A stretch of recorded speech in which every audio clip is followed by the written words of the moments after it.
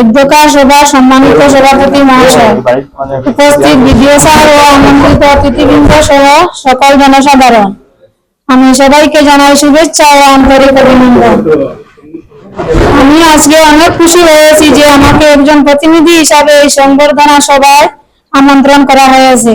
তাই আমি এই ক্লাবের সকল সদস্যদেরকে ধন্যবাদ জানাচ্ছি।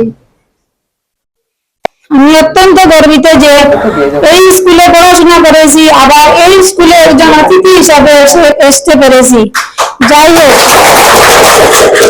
হোক যে এই জিপি সভানেত্রীর দায়িত্ব নিয়েছি, আমি চেষ্টা করব এই জিপির উন্নতি সুন্দর ও সুষ্ঠুভাবে করার জন্য।